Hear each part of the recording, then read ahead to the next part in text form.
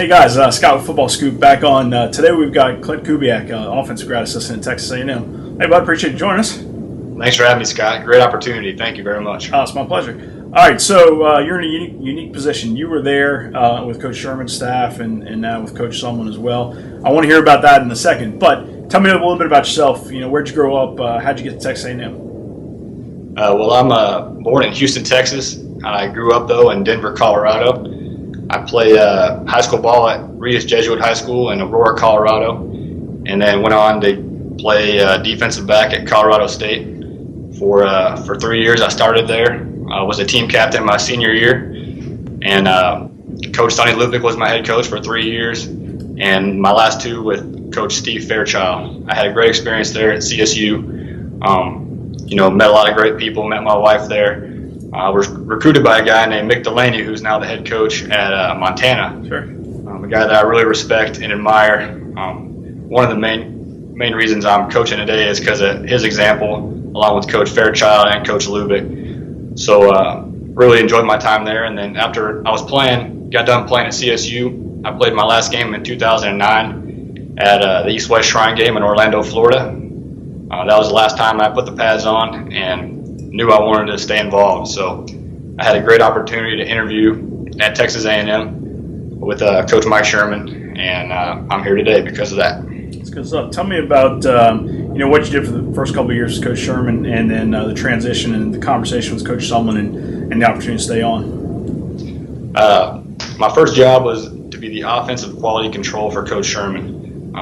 I came from the defensive side of the ball playing safety, so at the time I didn't recognize the value in the move, but now obviously it's paid great dividends. I've learned a lot of ball, met a lot of great people, got to learn the West Coast scheme from Coach Sherman, Coach Rossley, and how we applied that to the college game. And now with Coach Sumlin, he asked me to stay on and move to an on-the-field role as the offensive graduate assistant. Something I'm really excited about.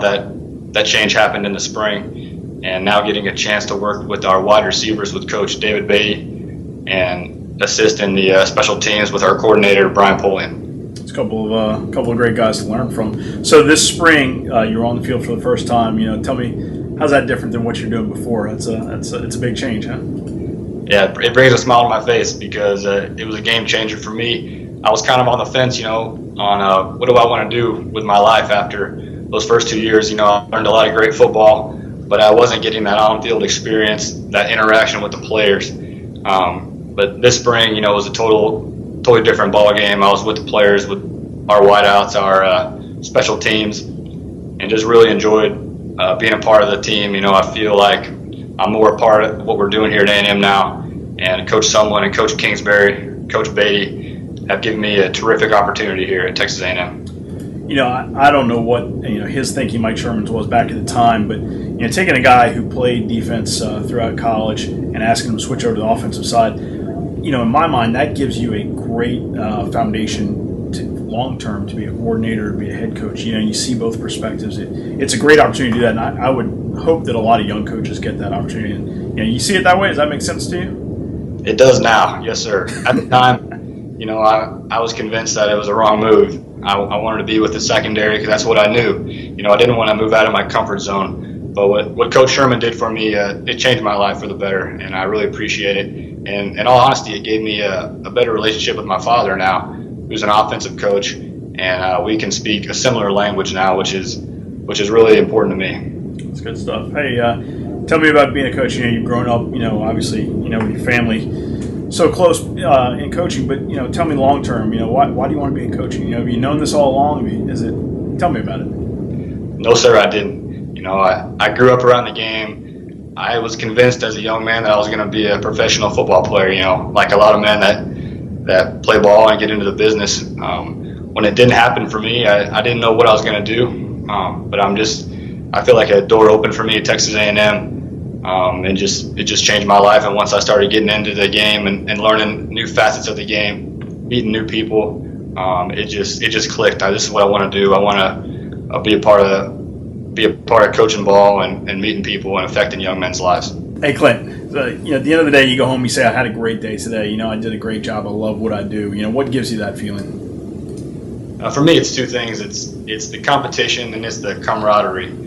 As a grad assistant, as a coach, you compete every day. It's who can be the first guy in the office today, who can win in the handball games that myself and Byron play.